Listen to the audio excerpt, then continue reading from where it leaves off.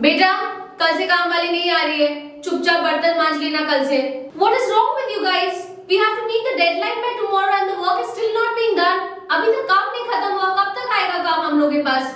कल तक सारा मेरे को काम चाहिए बस, किसी भी हद से। घर का काम हो या ऑफिस का काम, सारा चीज कर सकते हैं बस एक ही चैप्टर में, सारा जान जाएंगे बस डायरेक्टिंग पढ़ के। So let's get started with directing. Hello, मैं हूँ Sholina. Welcome to limitless brain, commerce का वन स्टॉप सोल्यूशन। यहाँ पे सारा कॉमर्स का सब्जेक्ट मिलेगा बिल्कुल free, because we want students to study without limits. So आज हम लोग पढ़ेंगे directing. So let's get started with directing. So आज हम लोग पढ़ेंगे डायरेक्टिंग। डायरेक्टिंग है क्या? तो आज एक स्टोरी बताते हैं। सपोजिटली कोई एक ऑर्गेनाइजेशन है, ऑर्गेनाइजेशन को अच्छा से काम करना है। अब ऑर्गेनाइजेशन के पास दो ऑप्शन है, एक तो डंडा पिटाई करना, अपने एम्प्लॉयज को अब काम कराना, एक है अच्छे से एम्प्लॉयज को समझाना, बाबू काम कर लो, बाबू काम कर लो। दो ऐसे ऑप्शंस है। So this is how we get started with directing. In directing we are going to do it in two parts. Again, जैसे हम लोग स्टाफिंग किए थे अपने दो पार्ट पे, बिल्कुल वैसे ये चैप्टर करेंगे, बिल्कुल दो वीडियो पे। So जल्दी से कवर करते हैं इसको। Let's get started with directing. So directing managers क्या करते हैं? मैनेजर्स लीड करते हैं, किसी को अपने रास्ता दिखाते हैं। हम लोग के पास दो तरफ का फ्रेंड होता है, दो तरह का फ्रेंड होता है ना हम लोग के पास। एक तो होता है कि चल भाई क्लास बंक करते हैं, चल अपने थोड़ा कैंटीन में जाके खाते हैं, चल थोड़ा मूवी देख के आते हैं। और एक तरह का फ्रेंड कैसे होता है, जो बोलते हैं चल थोड़ा पढ़ाई कर लेते हैं ना, अच्छे से पढ़ाई कर लेंगे। सो हम लोग का ऑप्शन है चूज करना, कौन से फ्रेंड के साथ जाए, मूवी जाए कि पढ़ाई करे। So directing is when the leader shows the pathway, the right pathway to the subordinates how to do the work or how to complete the work. That is what we are going to learn in directing. In directing, we are going to remember two keywords in definition. First is giving instruction to people. बता दे रहे तुमको ये काम करना है। And the second one is guiding people. रास्ता दिखाना कैसे कोई काम करना है। Giving instruction and guiding people is what the activity of directing is. So let's take an example. For a fact कि कोई होटल में गए हैं, हम लोग राजस्थान घूमने, राजस्थान वाले लोगों को अच्छा लग रहा होगा, एनीवेज बहुत अच्छा जगह है। राजस्थान घूमने गए, कोई होटल का मेरा मैनेजर है, ठीक है। तो वो मैनेजर को हम कुछ रिक्वेस्ट किए कि भैया मेरा प्लीज जो डिनर है ना वो मेरे रूम में थोड़ा सर्व कर दो। तो मैनेजर खुद तो डिनर लेके नहीं आएगा मेरे रूम में। मैनेजर क्या करेगा, उसका जो ऑफिस स्टाफ है या तो फिर जो एम्प्लॉयज है उसको बोलेगा कि मेरे रूम में जाके खाना देने के लिए, right. So when the manager is directing और giving instruction to the employees to serve food to my room, that is the activity is known as, that specific activity is known as directing. So the next we are going to talk about the characteristics of directing. ये directing दिखता कैसे है, characteristics कैसे है? First thing, directing will initiate some kind of action. कोई भी काम को initiate करना।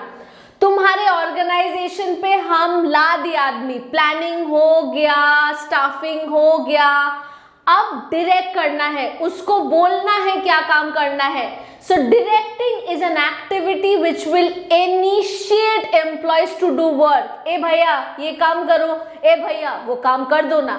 This is what is directing. Number two that we have is directing is performed at every level, from top level to the executive level, हर जगह पे directing होता है। सपोजिटली तुम अगर कंपनी में काम करने जाओगे, तुम्हारा बॉस तुमको डायरेक्ट करेगा। तुम अगर घर पे काम नहीं करोगे, तुम्हारी मम्मी तुमको बोलेगी ना, ए थोड़ा झाड़ू लगा दो ना। लॉकडाउन में हम लोग सब काम कर रहे थे कि नहीं घर पे, तो घर पे मम्मी भी डायरेक्ट कर रही थी, वहां पे ऑफिस में बॉस भी डायरेक्ट करेगा. So directing is performed at every level, from top executive to the supervisory level. Everyone will direct us. Number 3, directing is a continuous process. It's like a flow of action.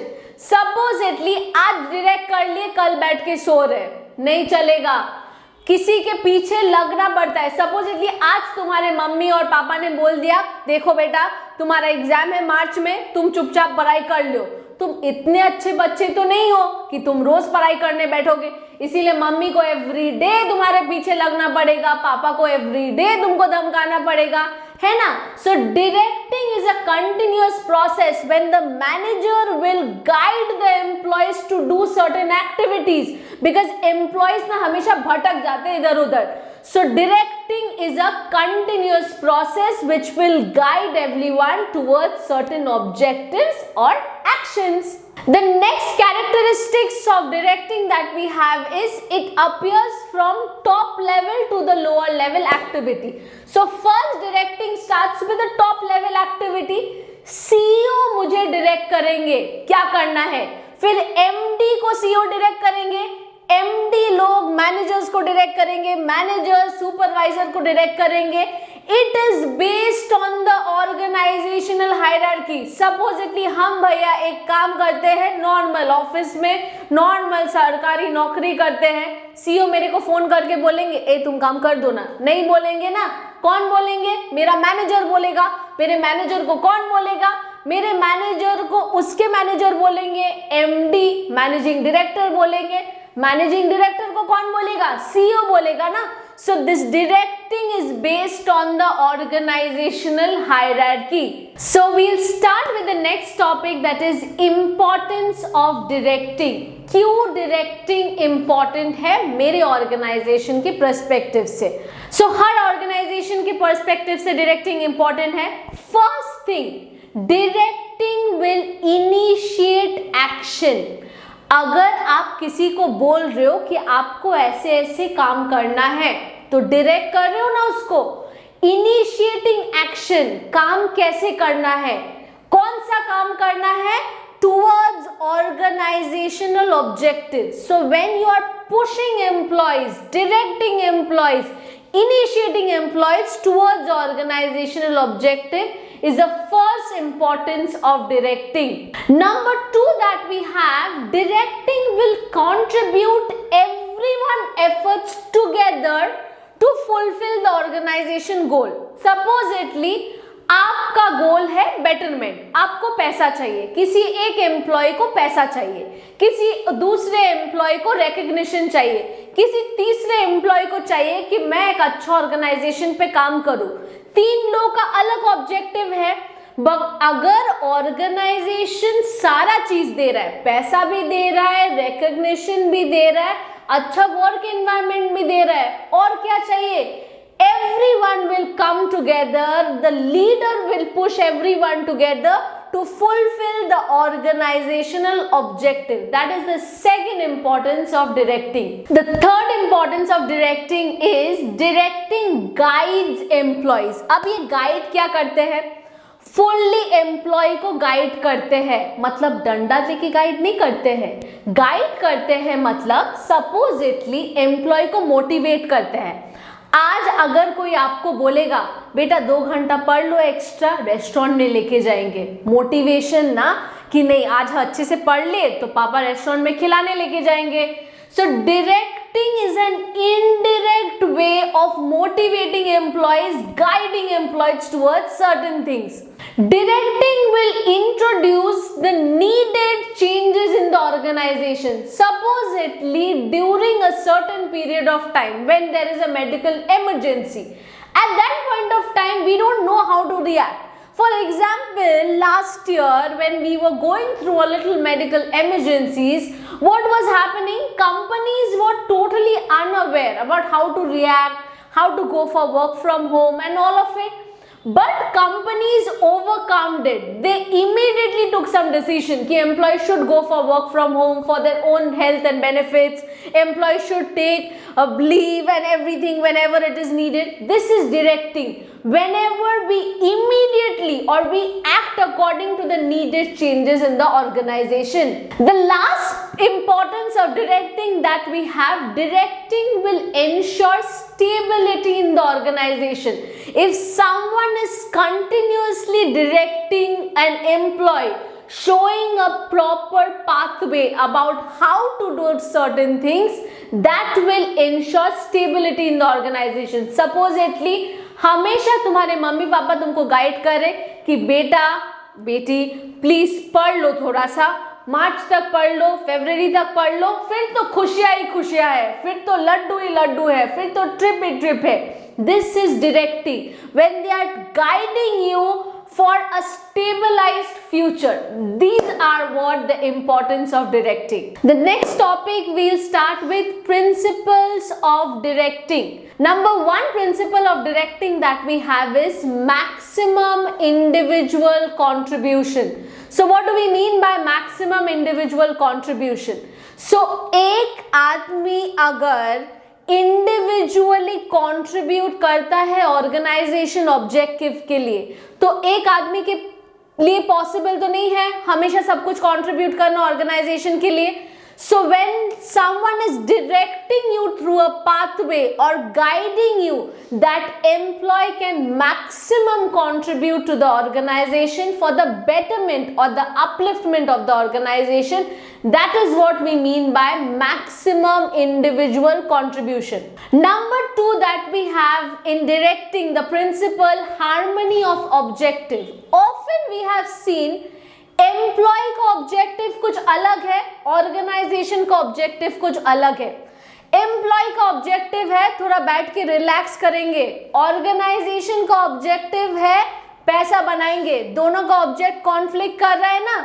So this conflicting objective can not be there. It's the duty of the organization to tell the employees what is their objective, and employee must also communicate their objective to the organization. So when both of them come together with a clear consensus, that is the second point, harmony of objectives. The third that we come to, unity of command. Unity of command means everyone in the organization should work for a same goal, right? So supposedly मेरा manager A बोल रहा है कि ये काम करो, manager B बोल रहा है वो काम कर दो, ऐसे नहीं चलेगा. Everyone, all the manager A, manager B, C, D, everyone should command for a common thing, for a common organizational objective. That is another principles of directing. Number four that we have, appropriate direction technique. हर बंदे के लिए हर type का technique not possible. For me supposedly I want someone to direct me in a very calm and composed manner. For someone else, it can be someone needs to be directed in a very strict manner. So appropriate direction technique needs to be used as per the employee's requirement. If the employee supposedly कोई बच्चा बहुत बेकार है, एकदम पढ़ाई नहीं करता है, उसके मम्मी पापा को उसको पीटना पड़ता है पढ़ाई कराने के लिए. सपोजिटली तुम बहुत अच्छे बच्चे हो तो तुम्हारे मम्मी पापा थोड़ा रिक्वेस्ट करते हैं, थोड़ा रेस्टोरेंट में लेके जाते हैं, थोड़ा चॉकलेट खिला देते हैं, तुम पढ़ाई कर लेते हो.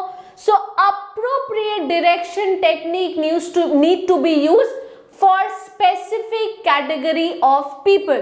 Number 5 that we have, managerial communication. Directing needs to be there for all managerial level, lower, middle, upper, all managerial level, and the communication has to be clear. ऐसे नहीं होना चाहिए कि टॉप लेवल को नहीं पता मिडिल लेवल को क्या बोलना है, मिडिल लेवल बिल्कुल क्लूलेस है, सो लोअर लेवल को नहीं पता क्या काम करना है. So this what becomes a problem. So managerial communication has to be absolutely clear. Everyone communicating, top level manager communicating to the middle level, तुमको ये डेडलाइन के अंदर ये काम खत्म करना है. Middle level manager instructing the lower level, तुमको ये पीरियड में, ये वीक में ये काम खत्म करना है. So everyone is clear with their communication. That is what making the directing more effective. Number 6 that we have, use of informal organization. Supposedly हम लोग स्कूल पे कैसे बिहेव करते हैं, बहुत फॉर्मली, बहुत डिसेंट. हम लोग ट्यूशन सेंटर में कैसे बिहेव करते हैं, थोड़ा चिल मैनर में. सो फॉर्मल ऑर्गेनाइजेशन में भी इनफॉर्मल डायरेक्शन चाहिए. Like for example if I से फॉर्मल ऑर्गेनाइजेशन, मतलब कोई भी ऑफिस में जाके तो हम चिल नहीं करेंगे, ऐसे मजाक मस्ती तो नहीं करेंगे. But at the same time कोई ऑफिस में हमेशा हमको बोल रहा है तुमको ये काम खत्म करना है, तुमको ये काम नहीं खत्म करोगे निकाल देंगे ऑफिस से, ऐसे नहीं चलेगा. ऑफिस में भी जाएंगे, थोड़ा चिल वर्क एनवायरनमेंट में रहेगा, चिप्स भी खाएंगे, भेलपूरी भी खाएंगे, but at the same time complete भी करेंगे काम को. So that is where we mean by use of informal organisation. The next that we have is a leadership quality. All the managers should possess a good leadership quality. So supposedly हम अपने friend को बोल रहे ये काम कर दो, वो कर देगा. बट सपोजिटली उसकी टीचर उसको बोल रहा है कि ये काम तुमको करना पड़ेगा, तब वो सोचेगा ना, तब वो काम ध्यान से करेगा. So good leadership quality is within yourself. So all the manager must possess this leadership qualities. The last principle that we have is follow through. खाली ऑर्डर दे दिए कि प्लीज तुम ये काम कर लो, भैया तुम वो काम कर लो, तुम ये खत्म कर लो परसों तक, ये 1 महीना बाद खत्म कर लो. जस्ट इंस्ट्रक्शन देना is not sufficient. Only giving instruction is never sufficient. So manager's task is to follow through. ये काम हुआ, वो काम हुआ, क्यों नहीं हुआ. So this follow-up actions again and again is one of the very important principles of directing. When we keep on following, whether whatever the task has been specified, whatever the objective has been specified, are they done in a proper manner or not? This is what we come to an end with, principles of directing. So the next that we come to is the element of directing. In the element of directing we have got 4 elements. क्या क्या है ये 4 elements? Supervision, number 1 element. Number 2 element is motivation. Number 3 element is leadership और number 4 element is communication. ये हर एक चीज हम लोग इसी वीडियो पे नहीं पढ़ पाएंगे, तो इस वीडियो पे हम लोग आज क्या करेंगे, सुपरविजन पढ़ेंगे और कम्युनिकेशन पढ़ेंगे. ये काफी इजी है. In the next part of the video we are going to talk about motivation and leadership. So चलते हैं सुपरविजन पे. है ये क्या चीज, सुपरविजन. सुपरविजन मतलब सुपरवाइज करना. जैसे कि फॉर एग्जाम्पल तुम एग्जाम के पहले पढ़ाई कर रहे हो कि नहीं, कौन सुपरवाइज करता है, पापा सुपरवाइज करते हैं या मम्मी सुपरवाइज करते हैं. पढ़ रहे हो ना, पढ़ रहे हो कि मोबाइल फोन देख रहे हो. सुपरविजन भी सिमिलर चीज है. In an organisation a supervisor will have a look at the subordinates कि वो काम ठीक से कर रहा है कि नहीं कर रहा है. So it is an element of directing that every manager in the organisation is going to look for. ये ठीक से काम कर रहा है, वो ठीक से काम कर रहा है, ये होता है supervision. So supervision is extremely important from an organisation point of view. Why is supervision important from an organisation point of view? Number 1, अगर कोई भी मैनेजर सुपरवाइज कर रहा है सो उसका जो डे टू डे एक्टिविटीज है that can be taken care, whether every day the work are being taken place nicely और not. Number 1. Number 2 that we have, if we have a supervisor, the manager is going to maintain a very cordial relation with the worker, because manager किसी से डरता है. किससे डरता है? Supervisor से, कि नहीं हम ठीक से बिहेव नहीं करेंगे, इससे ठीक से काम नहीं करवाएंगे तो प्रॉब्लम होगा. So it is going to maintain, supervision is going to maintain a cordial relation between the manager and the subordinate or the worker. Number 3, supervision is going to maintain a good group unity. एक unity create करेगा. क्यों? Supposedly मेरा किसी worker के साथ झगड़ा हो गया, so if we have a supervisor, supervisor आके बोलेगा नहीं बाबा कोई बात नहीं, प्लीज तुम लोग अच्छा से अपने में संभाल लो, झगड़ा अपना खत्म कर लो. So if we do not have a supervisor, no one is going to look after that. So it is creating a group unity, supervision. Number 4, supervisor will set the performance according to the targets. Supposedly मेरा कोई target है, okay? तो supervisor वो target के हिसाब से तुमको बोलेगा कि तुम ऐसे परफॉर्म करो. So these are the following importance of supervision. The second element of directing is communication. क्या है ये communication? It is very very important for organization point of view. Supposedly I want to tell my subordinate something. I have to be clear with my communication. My worker have to communicate something to me. They have to be clear with the communication. So it's either telling, listening, or even understanding what they are doing. Even someone when they are trying to connect to us, be it the worker, be it the subordinate, इन दोनों का connection कैसे build up हो सकता है? Via communication. Organization has a very bad tendency of miscommunication. तो इसको avoid करने के लिए मेरा बहुत important element है communication. The next that we come to the process of communication. Again, this is a very important topic. Examiner का काफी favorite question रहा है ये process of communication. क्या है ये process of communication? Supposedly मुझे किसी के साथ कुछ भी communicate करना है, मुझे तुम लोगों को कुछ बोलना है. आज मैं आई हूं, तुम लोग कुछ बोलने वाली हूं. All of a sudden I start singing, I start dancing. Can I do that? No, right? So it has to go through a process. I have come here to communicate something. क्या?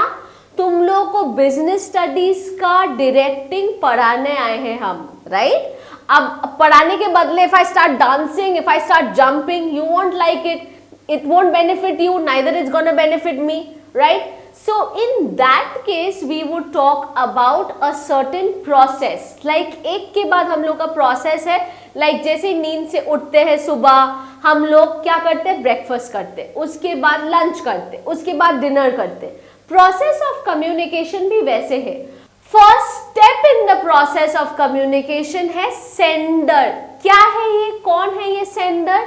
जो message send करता है. Supposedly today I am teaching you people, so I am sending an message to you guys, right? So I am the sender of the communication process. Organisation पे जब भी कोई किसी को मैसेज देता है, काम करने के लिए बोलता है, कुछ भी काम they have allocated to someone, that is the person called sender. Number 1. Number 2, what do we send? We send the message, right? Some kind of information needs to be sent. क्या send करते हैं? Information. Supposedly हम तुम लोगों को बोले हैं communication process next दिन घर पे पढ़ के आना, तब next क्लास में बात करेंगे. सो हम कुछ इंफॉर्मेशन पास ऑन किए हैं. सपोजिटली ऑर्गेनाइजेशन पे अंबानी बोल रहा है उसके बेटे को कि देखो कल से मेरे को जियो कहीं और लेके जाना है. इंफॉर्मेशन पास आउट कर रहा है ना कि कल से मेरे को अपने कंपनी में कुछ लाना है, कुछ डिफरेंट करना है. Information, that information passed on from the superior to the subordinate is called message.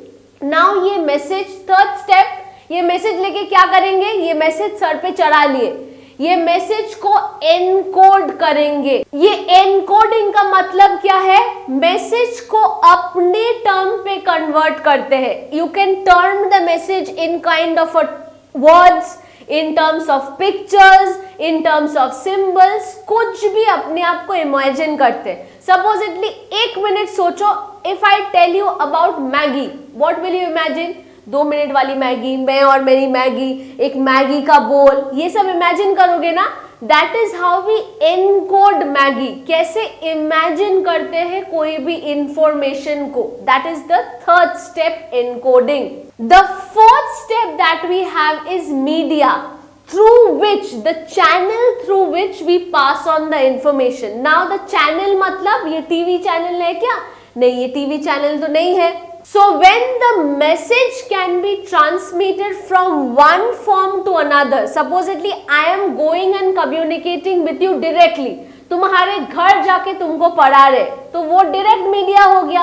Indirect media मतलब हम तुम लोगों को पढ़ा रहे via YouTube, right? If you all want to communicate something to me, you all will write in the comment box. You all will want that ma'am मुझे ये चाहिए, मेरा ये डाउट है, हम तब सॉल्व कर देंगे. So this is how we talk about media, how we get that information and how we pass on that information, transfer that information. Fifth step है डिकोडिंग. अपने टर्न पे उसको कैसे कन्वर्ट करते हैं. Decoding is basically a process of the encoded signals that we send it to the sender back again. काम हो गया मेरा, अब ये बताना है ना मेरा काम हो गया, हाँ बॉस काम हो गया, तो ये डिकोड करते हैं कि बॉस मेरा काम हो गया, मेरा काम ऐसे ऐसे इतना इतना हुआ है. वो डिकोड करना, वापस से बॉस को बताना, that is decoding. Now next is receiver, who is receiving information from the sender. अब बैठ के कौन रिसीव कर रहा है यहाँ पे, हम तो पढ़ा रहे, कौन रिसीव कर रहा है वहां पे, तुम लोग बैठ के रिसीव कर रहे हो ना, तो तुम लोग हो मेरा रिसीवर. ओके, तो हम जो बता रहे अपने टर्म पे कन्वर्ट करके तुम लोग जो समझ रहे हो, तुम लोग रिसीवर हो, डिकोड कर रहे हो अपने लैंग्वेज में और फिर तुम लोग समझ रहे हो, तो तुम लोग रिसीवर हो. उसके बाद आता है फीडबैक. बहुत इंपॉर्टेंट है. क्यों फीडबैक इंपॉर्टेंट है? तुम लोग का फीडबैक मेरे लिए इंपॉर्टेंट है. तुम लोग बोलोगे मैम आज ये वीडियो बहुत अच्छा लगा, कल बोलोगे नहीं मैम आज ये अच्छा नहीं था, आप कुछ और इजी वे में बताइए तो तुम लोग कमेंट में लिखोगे तभी ना मुझे पता चलेगा. तो फीडबैक बहुत इंपॉर्टेंट है, इसीलिए तुम लोग कमेंट भी बहुत इंपॉर्टेंट है. So I am waiting for your comment. Feedback is something how the task has been done. Okay, that is feedback. And the last step that we have is noise. Noise मतलब some kind of abstraction that is happening in the entire communication process. Supposedly all of a sudden तुम लोग मेरा video देख रहे हो, कोई phone call आ गया, mummy बुला ली, पापा बुला ली, कोई अच्छा खाना आ गया, कुछ भी, तो वो होता है नॉइस. कोई भी हम लोग दोनों की कम्युनिकेशन प्रोसेस पे which is acting as a barrier, that is noise. So this is the entire communication process that we talk about. Okay, so let's start with importance of communication. ये 1 minute में कर लेंगे because ये बहुत easy है. क्यों communication करना important है? Because it will have an efficient coordination among the department. अगर मैं मेरे employees के साथ, याद है वो मूवी मैं और मेरी पत्नी, राइट? तो अगर मेरा और मेरी पत्नी का अच्छा कम्युनिकेशन है तो झगड़ा नहीं होगा. अगर दोनों मिल ही नहीं रहे, बात ही नहीं कर रहे, तब झगड़ा होगा ना. So the more we communicate, the more it efficient the communication. Next, it helps in the smooth working of the organisation. अगर एम्प्लॉइज के साथ बात कर रहे, कम्युनिकेट कर रहे, प्रॉब्लम शेयर कर रहे, तब एफिशिएंट वो ऑर्गेनाइजेशन रन कर सकते आराम से. कोई भी प्रॉब्लम नहीं है, सबके साथ बात कर रहे, किसी का कोई एटीट्यूड प्रॉब्लम नहीं है, एम्प्लॉयर भी बात कर रहा है, एम्प्लॉय भी बात कर रहा है. Number 2 is done. Number 3, it act as a basis for decision making. अगर कम्युनिकेशन क्लियर है, डिसीजन मेकिंग भी अच्छा होगा. सपोजिटली तुम्हारे पापा तुमको बोल दिए 90% लाना है क्लास 12 के बोर्ड्स में. अगर तुम 90% लाओगे तो तुम्हारे लिए आईफोन आएगा या तो फिर कोई भी अच्छा फोन आएगा. So it's a basis for decision making. He has communicated it to you clearly. So it's based on your result के लिए पढ़ाई है ना. So communication is a very important part for decision making. And the last part of this we have is it will promote a good cordial industrial relationship. अगर supposedly Ambani is trying to fight with Ratan Tata, okay? Now अब वो लोग जब meet करते हैं, झगड़ा तो नहीं करेंगे है ना, तो क्या करेंगे वो लोग, ग्रीट करेंगे, अपने आप को अच्छा से बात करेंगे. कम्युनिकेशन भी बिल्कुल वैसे चीज है. So all the big shot industrialists, all the big shot good companies will communicate with each other कि I am going to benefit you in this way, you are going to benefit me in this way. Clear cut communication, कोई भी झगड़ा मारपीट कुछ भी नहीं. So this is what the importance of communication is. The next that we have two type of communication. क्या है two type of communication? Formal communication, informal communication. अब क्या है ये formal communication? Number 1, अगर हम एक आए हैं तुम लोग के क्लास में, सपोजिटली तुम्हारे स्कूल के क्लास टीचर है, आए हैं, good morning students, please sit down and do your work properly. Formal communication. Supposedly I come down to you and say hello students, let's get our work started. चलो साथ में काम करते हैं सब मिलके. That is informal communication. Formal communication and informal communication are the two important pillars of communication. So the first that we have is a formal communication. Formal communication मतलब when the superior is trying to contact the subordinates directly. Superior subordinates के साथ directly communicate कर रहे कि तुमको मेरा ये काम ये डेट पे करके देना है. Formal communication. And this formal communication can be dealt in two parts. क्या क्या दो पार्ट है? Vertical communication, horizontal communication. Vertical communication, V को इमेजिन करो, वी को इमेजिन करो. वर्टिकल कम्युनिकेशन मतलब अपवर्ड और downward movement of communication. Supposedly मेरा बॉस को मुझे कुछ बोलना है, सो वर्टिकल मेरा बॉस मुझे बोलेगा, वी का ये वाला पार्ट, राइट. वर्टिकल कम्युनिकेशन, मुझे अपने बॉस को कुछ बोलना है, वी का ये वाला पार्ट, सो वर्टिकल कम्युनिकेशन. upward communication या downward communication, this entire V part is formal communication. Next that we have is number 2, horizontal communication. Similar H, H का mid वाला line याद रखना, मिडिल वाला लाइन. H मतलब स्ट्रेट लाइन, H का बीच में जो स्ट्रेट लाइन है उसको याद रखना.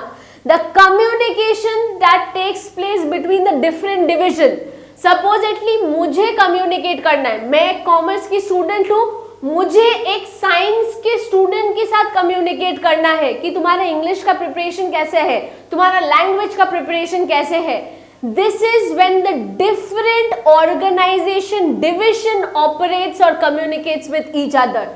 सिमिलर है, तुम भी क्लास 12 में हो, तुम्हारे फ्रेंड भी क्लास 12 में है, या तो फिर बट तुम लोग डिफरेंट बैकग्राउंड से हो, तुम कॉमर्स से हो, तुम्हारे फ्रेंड साइंस से है, बट क्या है हम लोग सिमिलर पैरामीटर में है.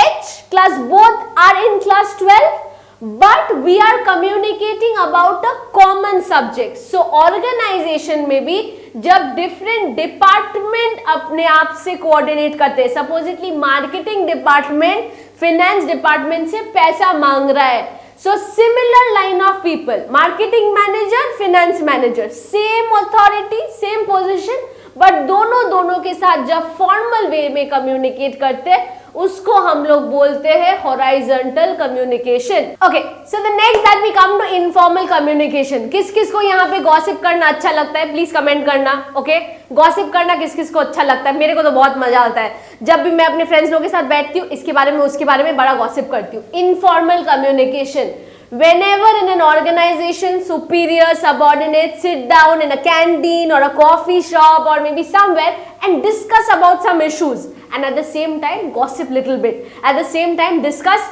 beyond the normal course of organizational relationship, beyond the normal course of organizational formalities, उसको बोलते हैं informal communication. पहले हम लोग का जो ऑर्गेनाइजेशन था गवर्नमेंट ऑर्गेनाइजेशन, टिपिकली वो थोड़ा फॉर्मल टाइप का था, वहां पे बस हाँ बॉस जी बॉस ऐसे करते थे. अभी इनफॉर्मल कम्युनिकेशन है, टीम लीडर के साथ जा रहे सब कोई सबऑर्डिनेट्स पार्टी करने, हर महीने एक एक लंच डिनर ये सब होते रहता था. ये सब हो गया मेरा informal communication. That is the best form of communication in any organisation to communicate any problem or to do any work in the best and the quickest manner. Okay, the next that we have is few barriers of communication. Barriers मतलब communication करते हैं उसका कुछ problems भी होता है. झगड़ा क्यों होता है? क्योंकि कम्युनिकेशन ठीक से नहीं हुआ ना. गर्लफ्रेंड बॉयफ्रेंड का हमेशा झगड़ा होते रहता है. क्यों? ये उसको कुछ बोला नहीं है, ये वो कम्युनिकेट किया नहीं है, उसकी गर्लफ्रेंड ने उसको ठीक से रिप्लाई नहीं किया है. So semantic barrier is the first type of barrier that we have in communication. क्या है ये semantic barrier? Semantic barrier is a barrier when we do not take the communication or the communication do not take place easily because of some misrepresentation of words, misrepresentation of messages or maybe unclear statement. इसीलिए semantic representation of barriers होता है. तो ये क्या है? Supposedly मेरा कोई भी मैसेज वो badly express हो गया. मैं कुछ बोलने जा रही थी, ये मेरे को अच्छा नहीं लगा. मैंने कैसे बोल दिया? ये मेरे को बहुत घटिया लगा. So badly expressed message. I meant to say this is not that great, but I ended up saying I hated it. Okay? Badly expressed message. Unclear conversation. कुछ word, misrepresentation of words. कुछ words use नहीं कर सकते हम लोग organization पे, college पे, school में नहीं कर सकते ना. तो वो वर्ड्स अगर यूज करेंगे वो भी बैरियर्स है कम्युनिकेशन का. और थर्ड क्या है? अनक्लियर्ड अजम्पशन. अनक्लियर्ड अजम्पशन मतलब कुछ सोच लिए है, वो शायद मेरे बारे में वो वैसे बात बोला ना तो ऐसे आई थिंक उसका इनर मीनिंग ये था, वो मेरे को ऐसा क्यों बोलेगा वरना. अनक्लियर्ड अजम्पशन, ये प्री कंसीव अजम्पशन करने से हम लोग का हमेशा कम्युनिकेशन में कुछ ना कुछ प्रॉब्लम रहता ही है. तो इसीलिए बोलते हैं कुछ भी प्रॉब्लम है तो भैया डायरेक्टली क्लियर कर लो. So this is the first barrier of communication, that is semantic barrier of communication. Number 2 that we have is a emotional and psychological barrier. Emotional psychological barriers मतलब supposedly आज हम बहुत खुश हैं, तो आज हम बहुत खुश हैं, हम चले पार्टी करने, मेरे को कोई भी कुछ बोल रहा है मेरे को फर्क नहीं पड़ता है. So communication का stage at that time I am losing out my logical sense. Emotional, psychological barriers. I am unable to communicate properly because I am extremely happy.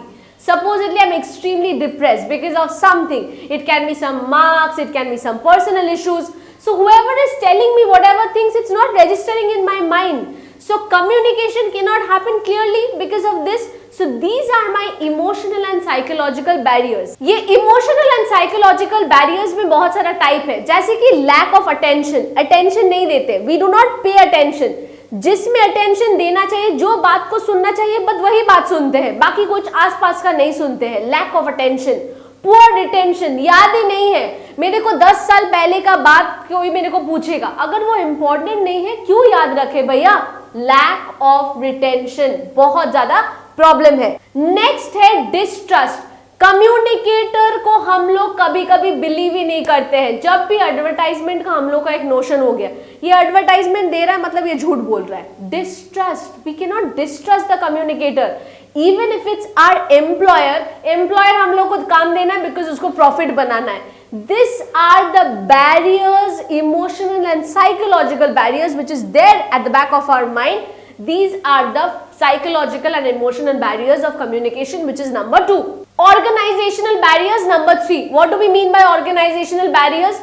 कुछ ऑर्गेनाइजेशन पे कुछ चीज कर सकते, कुछ नहीं कर सकते. For example number 1, rules and regulations. Too much rule centric organisation है.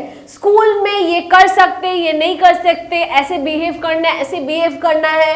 ट्यूशन में कोई ऐसे बैरियर्स है नहीं, अपने फ्रेंड लोग के साथ बैठ सकते, थोड़ा बात भी कर सकते, काम भी कर सकते.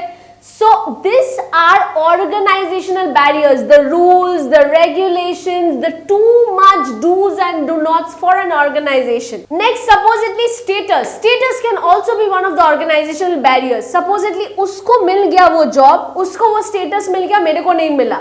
Organizational barriers. I am having a problem with the organization structure, with the organization hierarchy.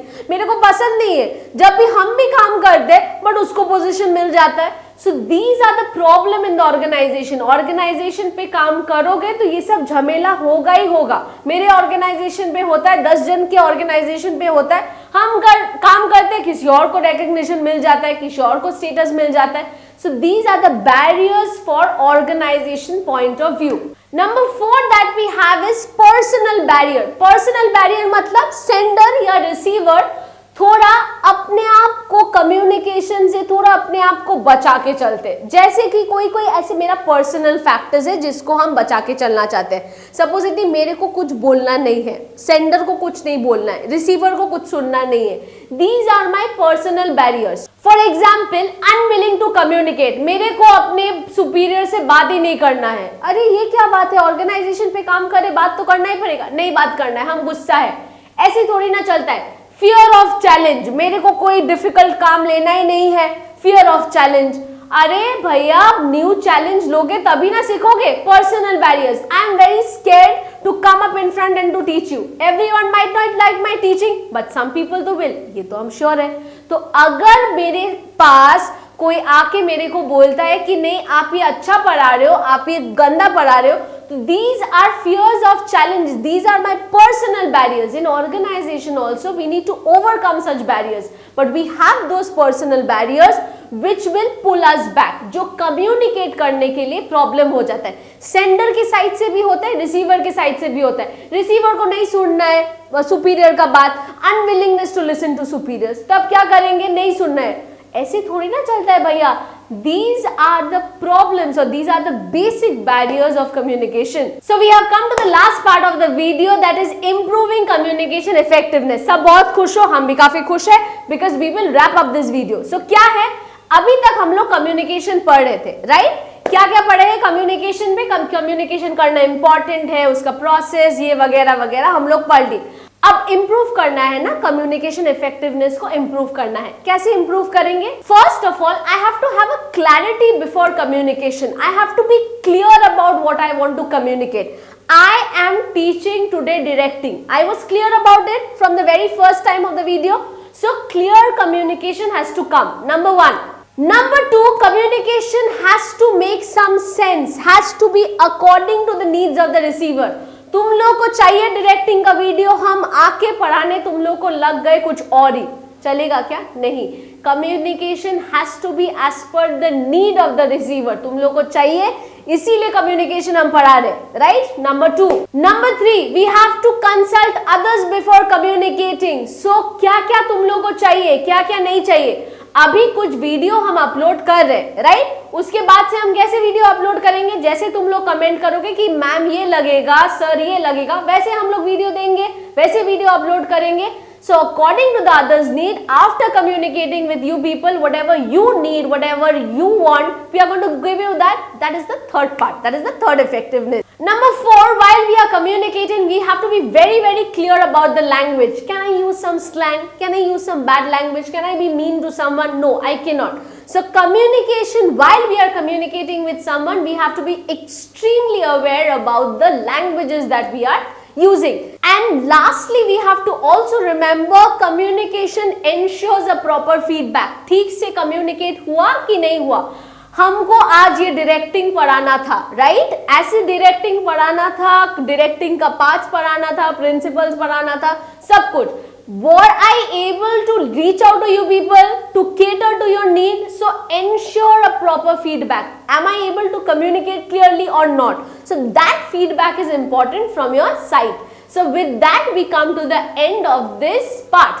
So with that we have come to the end of this video, जहाँ पे हम लोग क्या क्या पढ़े हैं, क्विक रिकैप कर लेते हैं। हम लोग डायरेक्टिंग क्या है, what is directing, principles of directing, importance, features of directing.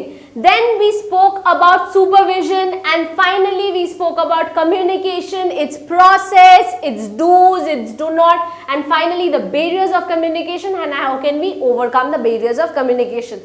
That is what I try to wrap up in this video. This is the first part of the chapter directing. In the next part of the chapter directing, we will entirely talk in details about motivation and leadership. With that we come to the end. Thank you for watching this video. If you like this video, please don't forget to like, share and subscribe to Limitless Brain.